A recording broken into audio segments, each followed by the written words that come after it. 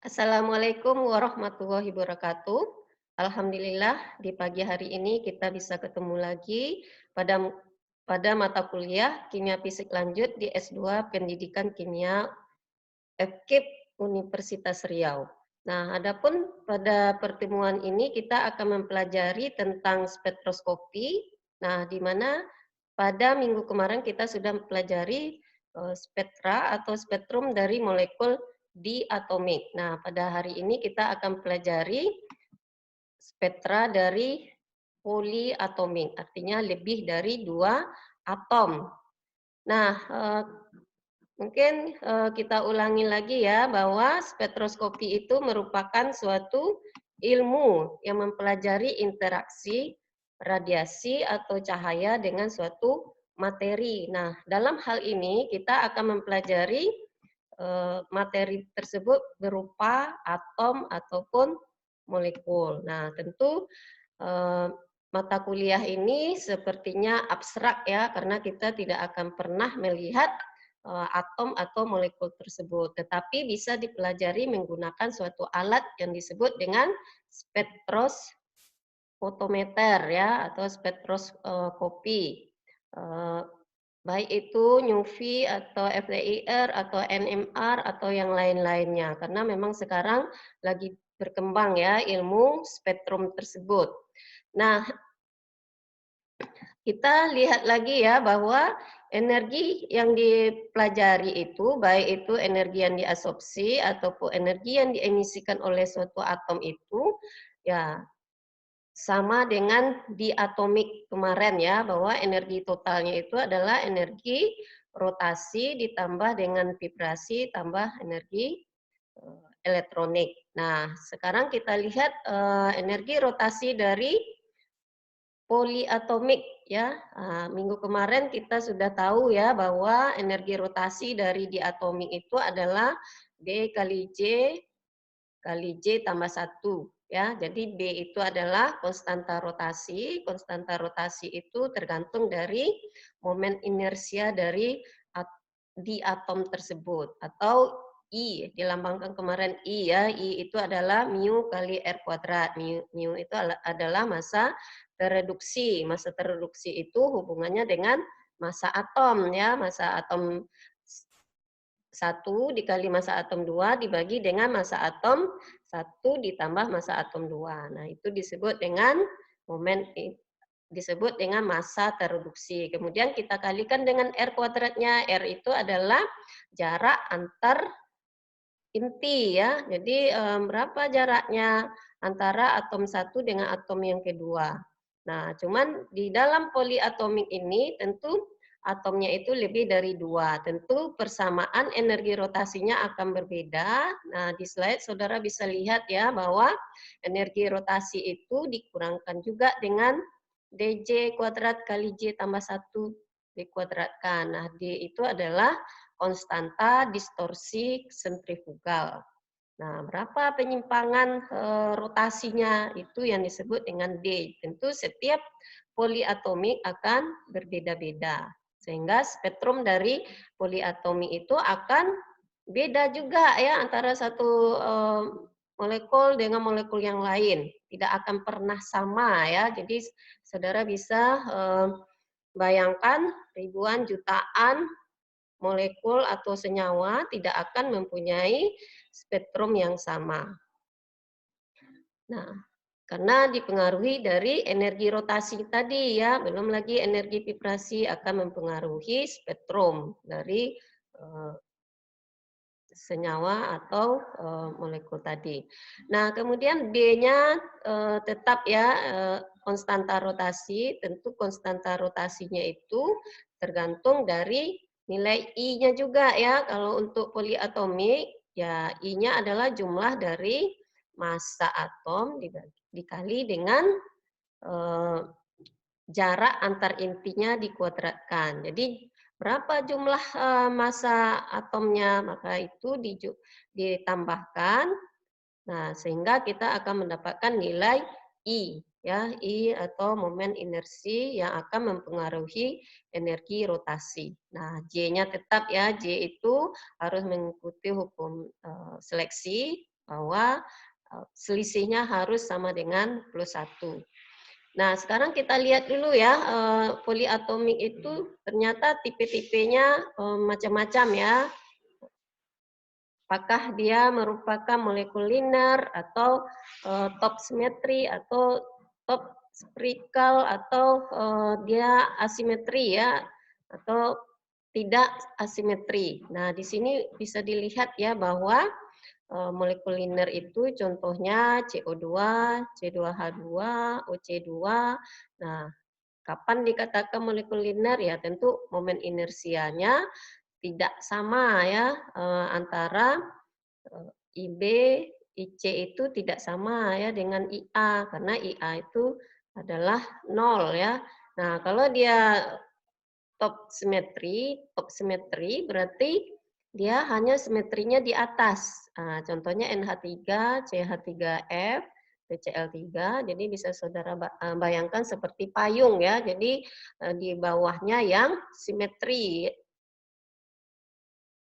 ya yang yang atasnya akan menyerupai dengan kalau kita refleksikan, nah itu akan menyerupai ya yang di atas senyawanya. Misalnya di sini NH3, jadi H-nya itu di bawah, N-nya di atas. Ya. Nah, kemudian ada yang disebut dengan top spherical. Nah, top spherical ini ya artinya apa? Antara atas, bawah, kiri, kanan kalau diputar dia tetap menyerupai bentuk senyawa tersebut ya, misalnya CH4. Jadi diputar pun segala arah keliling, nah dia tetap membentuk CH4 ya bentuk molekulnya. Nah, kemudian asimetri ya, asimetri tentu kalau diputar dia tidak akan sama ya momen inersinya. Kalau yang top tadi momen inersi antara B dan C itu akan sama, tapi kalau rotasi tidak sama. Oke, jadi molekul linear dengan top simetri itu merupakan contoh yang relatif sederhana ya, yang paling sulit dipelajari kalau dia merupakan asimetri. Nah, ya kalau dia top spherical tadi, ya dia tidak mempunyai momen dipol, ya artinya panjang gelombang microwave-nya tidak aktif, ya.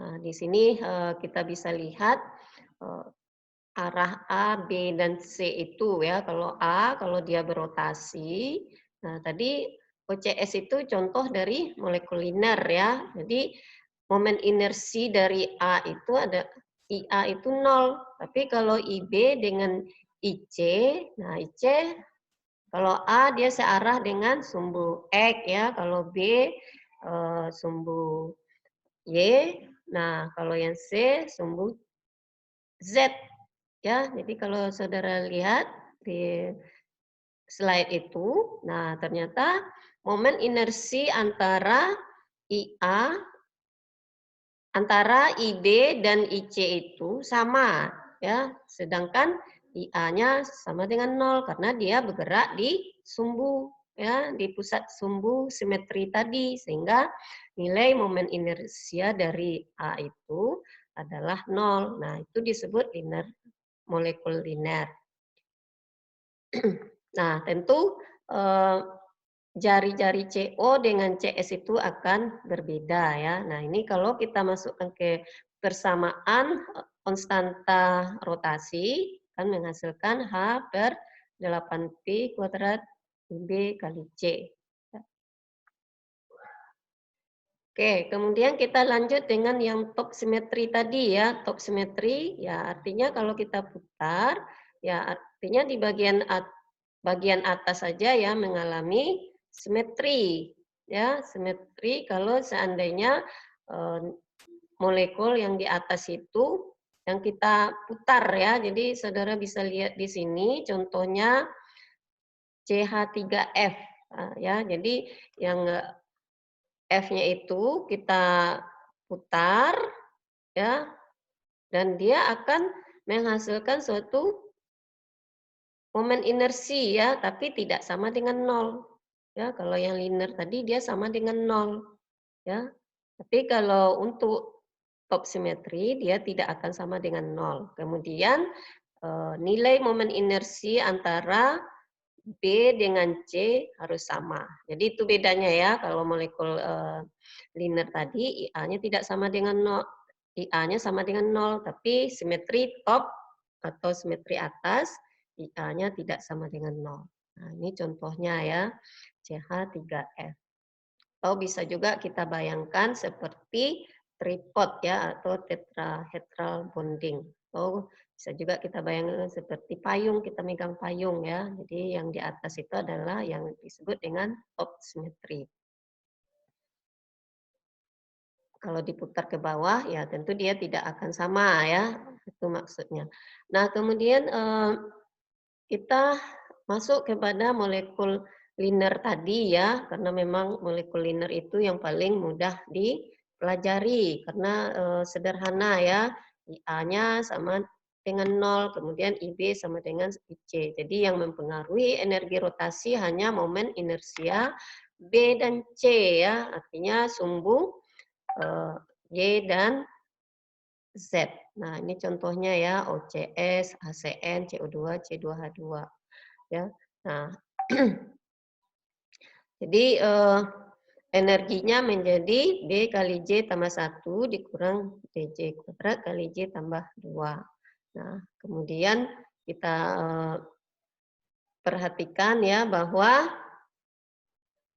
molekul linear itu ya tentu bisa dibuat fungsi partisinya ya, fungsi partisi. Ya, kalau minggu kemarin kita sudah belajar fungsi partisi dari suatu energi. Nah, ini khususnya energi rotasi. Ya, jadi bisa kita bayangkan juga fungsi partisi ini apakah molekulnya linear atau simetri top tadi dan yang lain-lain, maka energi fungsi partisi dari rotasinya akan berbeda-beda juga ya. Jadi di bawah ini bisa dilihat ya bahwa energi rotasi untuk fungsi partisi untuk molekul linear adalah KT per sigma Hc kali B. Nah, Q rotasi untuk atom simetri ini dapatnya ya. Kemudian untuk yang top spherical lain lagi. Jadi tentu berbeda-beda ya energi fungsi partisi dari suatu energi. Nah, tentu sigma itu adalah faktor simetri yang bergantung pada molekul. Jadi kalau untuk molekul CO2, sigmanya 2. Tipe molekulnya linear. Kalau sigma 3, ya top simetri tadi ya. Jadi kalau CH4, sigmanya 12. Jadi beda-beda ya nilai sigmanya tergantung molekulnya atau jenis molekul tersebut. Nah, tentu nilai konstanta rotasinya akan berbeda-beda. Nah, di sini kita lanjutkan tentang energi vibrasi ya. Jadi energi vibrasi untuk molekul poliatomik akan berbeda dengan molekul diatomik. Nah, ya, jadi kalau molekul poliatomik ini, nah kita harus melihat jumlah ya, jumlah koordinat atau model translasinya itu seperti apa ya. Nah, kalau dia vibrasi, kita lihat molekulnya itu kalau linear, nah jumlah koordinat vibrasinya atau model vibrasinya memakai persamaan 3N dikurang 5. Tapi kalau dia molekul non-linear, 3N kurang 6. Jadi koordinat eh, dari sudut-sudut yang membentuk vibrasi itu akan berbeda ya. Kita melihat molekulnya apakah molekul linear atau non linear. Nah, tentu kita harus tahu jumlah molekulnya berapa atau N-nya berapa ya. Sehingga kita bisa melihat orientasi dari vibrasi molekul. Jadi kalau minggu kemarin kita sudah lihat bahwa vibrasi itu seperti gerakan pegas ya. Nah, di sini model normal dari CO2. CO2 termasuk poliatomik, ya, dan dia linear ya. Nah, cuman kita lihat jumlah molekulnya ada 3 CO2, berarti jumlah molekulnya 3, maka jumlah vibrasinya ada 3N dikurang 5, berarti 3 kali 3, 9 kurang 5, berarti 9 kurang 5 berarti 4. Berarti ada 4 jenis vibrasi dari CO2. Jadi ada yang disebut vibrasinya itu symmetry strength, ya, regangan simetri. Ya, minggu kemarin kita sudah tahu yang stretching itu, regangan itu seperti apa ya.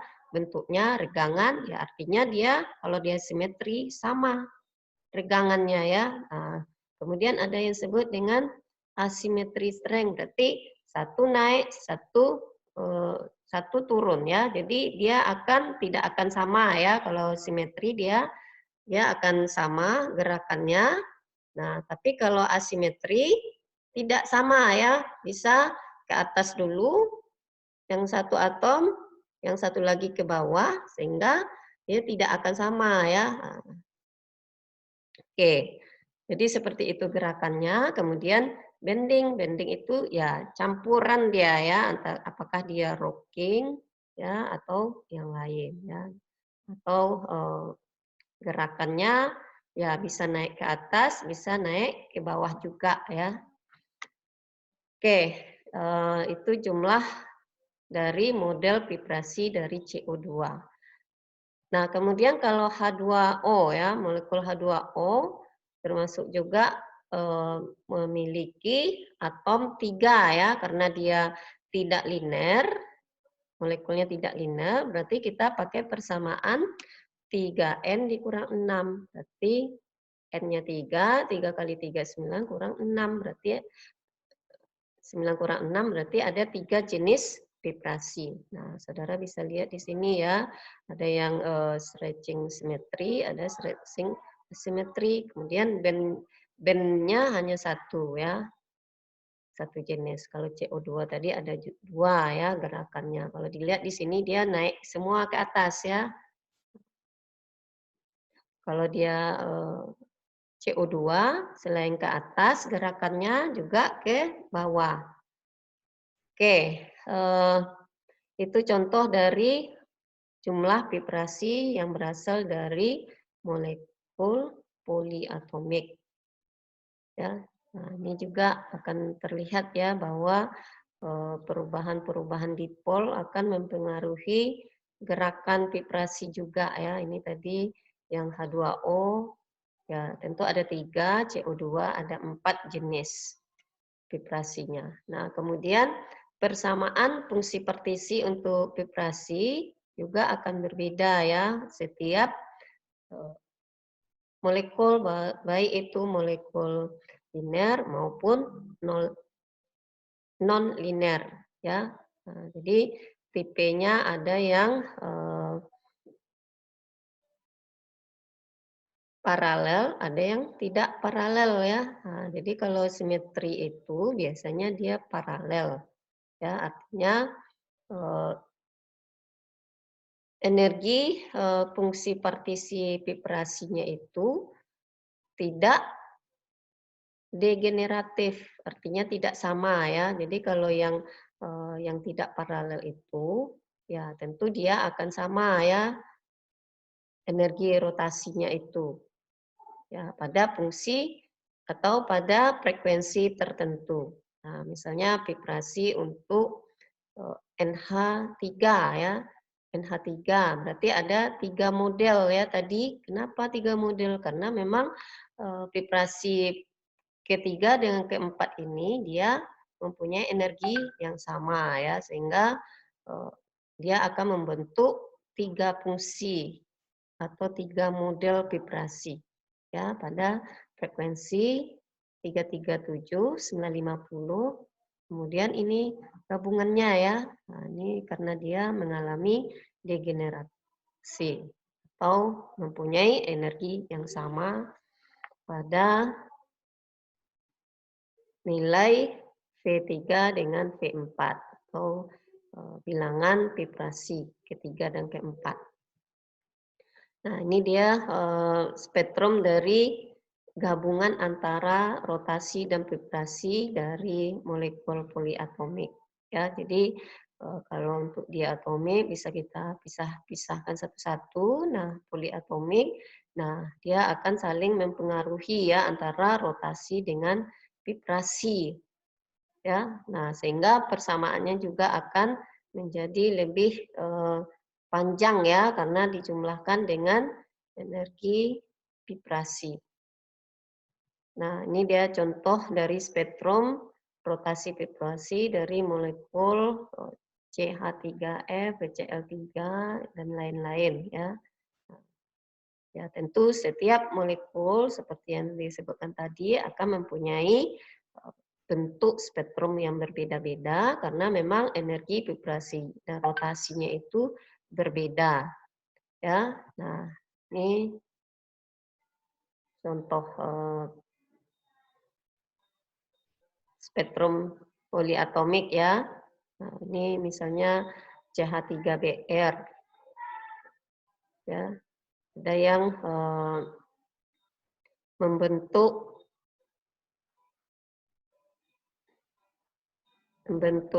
suatu vibrasi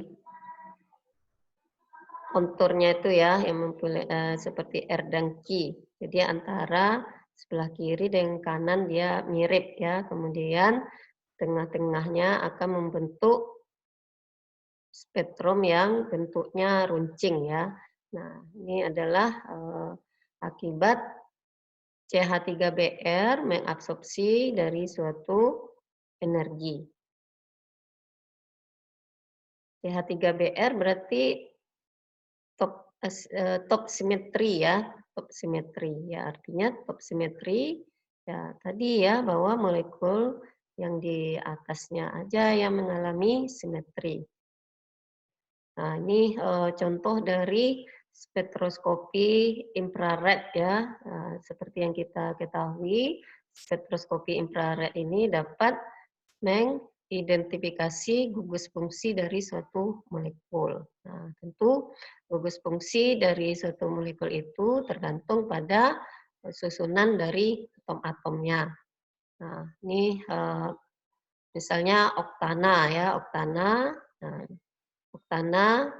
Nah, kalau kita lihat bahwa stretching antara C dengan C-nya itu terjadi pada bilangan gelombang 1360 sampai 1470. Ya, kemudian CH2 CH2 1450 sampai 1470. Ya, jadi alkana ini adalah kombinasi antara ikatan C dengan CH. Ya. Nah, kemudian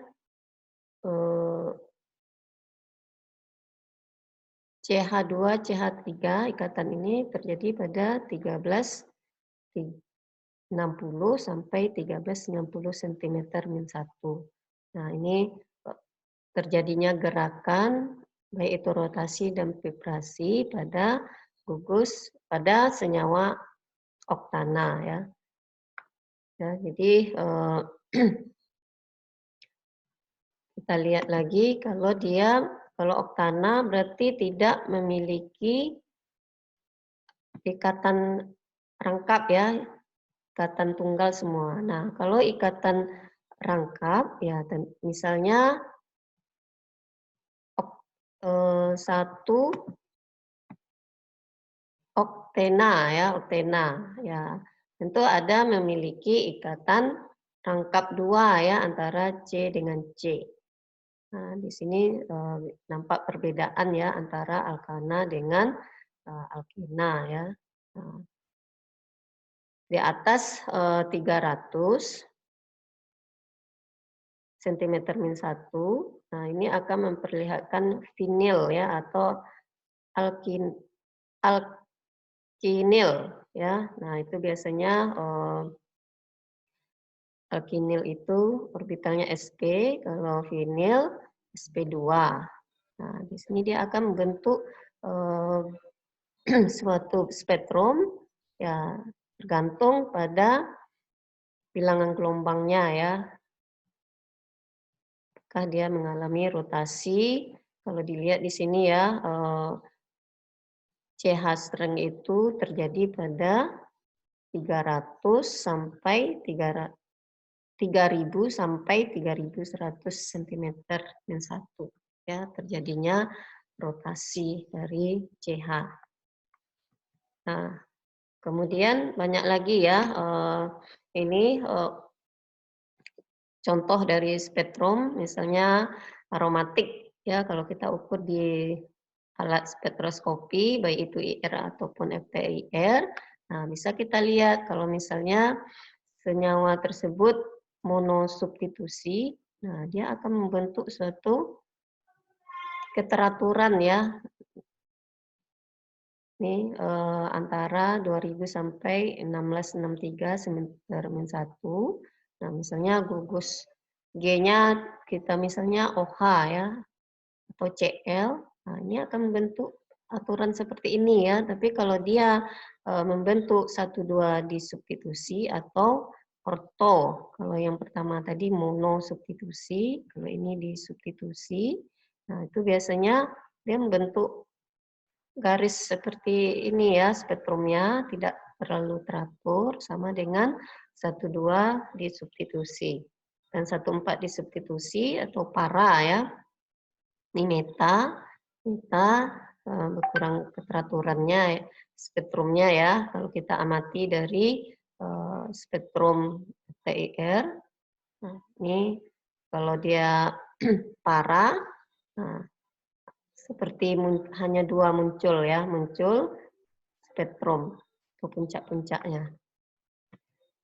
Nah, itu kalau dia aromatik ya, jadi akan berbeda-beda ya. Setiap molekul itu akan mempunyai spektrum yang berbeda. Ini kalau kita lihat etil benzen ya, etil benzen berarti dia termasuk monosubstitusi. Kalau monosubstitusi berarti ada spektrum yang puncaknya yang teratur tadi ya. Nah, ini bisa kita lihat hijau nih ya. Jadi kalau kita menemukan spektrum yang seperti ini, kita memastikan bahwa senyawa tadi mengandung monosubstitusi ya, aromatik monosubstitusi. Nah, kemudian tentu dipengaruhi puncak-puncak yang lain ya, apakah dia mengandung yang Cl atau yang lain-lain ya. Nah, itu menyebabkan semua molekul akan mempunyai spektrum yang berbeda-beda. Baik itu dia simetri maupun asimetri ya. Ini banyak sekali ya kalau kita belajar di organik. Biasanya kalau organik juga kita sudah paham juga ya melihat spektrum. Saudara mungkin akan belajar di kimia organik lanjut. Nah, kalau misalnya ditemukan spektrum yang punya bentuknya seperti U ya, U. Nah, itu bisa kita pastikan juga bahwa dia mengandung OH ya atau gugus karbonat, gugus hidroksil ya. Nah, biasanya 3.000-an ya, bahwa akan kita temukan gugus hidroksil. Nah, kalau CO biasanya 1.700 ya. Misalnya kalau di sini kita lihat ada tidak gugus karbonil. Nah, ini ya, karbonil di aldehid. Nah, ternyata spektrumnya itu diperoleh membentuk suatu puncak yang tajam ya di antara 1.700. Nah, jadi ini bisa nanti kita hitung benar tidak karbonil itu memang bilangan gelombangnya segitu akan muncul ya, atau OH tadi atau amina atau yang lain-lain. Nah, mungkin di kimia fisik ini kita hanya mempelajari teori, tetapi bisa kita buktikan energi rotasi vibrasi tadi benar atau tidak ya. Biasanya akan sama ya, akan sama atau terjadi perbedaan sedikit ya, karena memang molekul-molekul itu akan dipengaruhi oleh gugus fungsi yang diikatnya. Nah, demikian ya materi kita hari ini tentang spektroskopi, khususnya yang berasal dari poly atau make. Nah, untuk itu saya tutup perkuliahan ini, kita lanjutkan dengan diskusi di Google Classroom. Demikian, terima kasih, saya tutup. Assalamualaikum warahmatullahi wabarakatuh.